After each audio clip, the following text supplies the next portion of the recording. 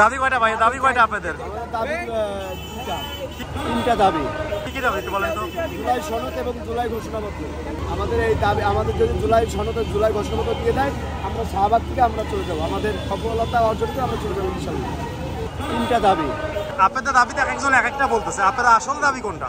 আসল দাবি জুলাই সনদ, এটাই আমাদের আসল দাবি। কোন বাকিগুলো কি? দাবি তো আমাদের এটাই। হ্যাঁ, 3 দফা, জুলাই সনদ, জুলাই ঘোষণাপত্র আর সুচিকিৎসা, এই আমাদের 3টা দাবি। আমি অসুস্থ না, অনেক অসুস্থ ভাইয়ার আমরা আছে, যারা অসুস্থ তারা আসতে পারে না হাসপাতালে। আপনি কোথায় আন্দোলন করছেন? আমি আমার ডিস্ট্রিক্টে আন্দোলন করছি, বগুড়া ডিস্ট্রিক্ট। আপনার কি সরকার কর্তৃক এমআরএস কার্ড আছে? অবশ্যই আছে।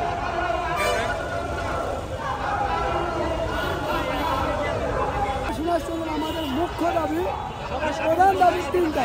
এক হচ্ছে জুলাই সনদ, দ্বিতীয় হচ্ছে জুলাই ঘোষণাপত্র, তৃতীয় হচ্ছে জুলাই সনদ ও ঘোষণাপত্র স্থায়ী সংবিধানের সংরক্ষণ করা। এটাই আমাদের দাবি, এটাই আমাদের দাবি। আমাদের দাবি 3টা ভাই। দাবি শুনতে পারলাম। জুলাই ঘোষণাপত্র লাগে, জুলাই সনদ লাগবে, রাষ্ট্রীয়ভাবে লাগবে। আর কতবার বলবো?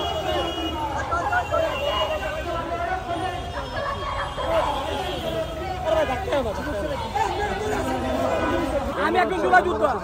আপনারা শুনেন, আপনারা সাংবাদিক, আপনারা আসছেন সত্যটাকে তুলে ধরার জন্য। আমরা আপনার তো শত্রু না, আমরা আমাদের শত্রু না। কারণ আমরা যে আহত হয়েছি, অনেক সাংবাদিকও আহত হয়েছে, নিহত হয়েছে, অনেক আপনাদের সহযোদ্ধা আপনাদের সঙ্গে কাজ করতে তারাও নিহত হয়েছে। আমি যদি বলি আপনাকে যদি ভাতার, আর বাবা রে, সবার মাইন্ড কি? আগে বললেন যে টাকা নিয়ে অনেকেই সরে গেছে।